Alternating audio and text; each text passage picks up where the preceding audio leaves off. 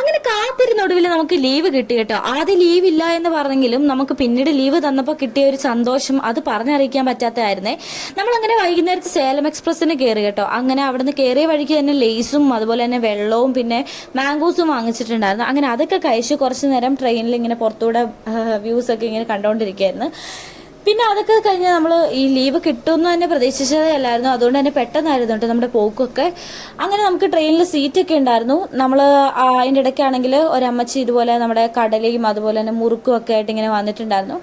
അങ്ങനെ അതൊക്കെ നമ്മളിങ്ങനെ നോക്കി കണ്ടിരുന്നിട്ട് നമ്മൾ സേലത്തിറങ്ങിയപ്പോൾ നമ്മുടെ കുറേ ഫ്രണ്ട്സിനെ കണ്ടു.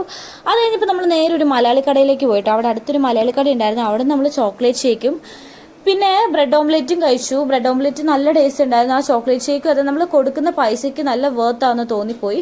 അത് കഴിഞ്ഞപ്പോൾ നമ്മളാണെങ്കിൽ സാൻഡ്വിച്ചും കൂടെ ഓർഡർ ചെയ്തിട്ട് എഗ് സാൻഡ്വിച്ച് ഓർഡർ ചെയ്തിട്ടുണ്ടായിരുന്നു. അതും നല്ല ടേസ്റ്റ് ആയിരുന്നു കേട്ടോ. അങ്ങനെ അതൊക്കെ കഴിച്ചിട്ട് നമ്മൾ നേരെ നമ്മുടെ പ്ലാറ്റ്ഫോമിലേക്ക് പോയി. നമ്മൾ അത് കഴിഞ്ഞിട്ട് പോകാനായിട്ട് നമ്മുടെ ട്രിവാൻഡ്രം സെൻട്രൽ മെയിലായിരുന്നു കയറാനായിട്ട് നിന്നത്. അങ്ങനെ ആ ട്രെയിനൊക്കെ കറക്റ്റ് സമയത്ത് തന്നെ വന്നു. ട്രെയിനിൽ കയറി പതിവിലും നമ്മളെ ഞെട്ടിച്ചുകൊണ്ട് തന്നെ ഇന്ന് ആൾക്കാരേ ഇല്ലായിരുന്നു കേട്ടോ ട്രെയിനിൽ. അതുകൊണ്ട് നല്ല സുഖമായിട്ട് കിടന്ന് ഉറങ്ങാനും സാധിച്ചു. പിന്നെ നമ്മൾ കൊച്ചിൻ എയർപോർട്ടൊക്കെ ആയപ്പോഴത്തേക്കിനും എണീറ്റു. നല്ല മഴയായിരുന്നു കേട്ടോ പോകുന്ന വഴിയൊക്കെ. അങ്ങനെ ഫൈനലി നമ്മുടെ കോട്ടയത്തെത്തി. നമ്മുടെ നാട്ടിലെത്തുമ്പോൾ കിട്ടുന്ന സന്തോഷം വേറെ തന്നെയാണ്. അങ്ങനെ അവിടെ എത്തിയപ്പോൾ നല്ല മഴയായിരുന്നു. അങ്ങനെ നേരെ നമ്മൾ വീട്ടിലേക്ക് പോയി. അപ്പോൾ ഇന്നത്തെ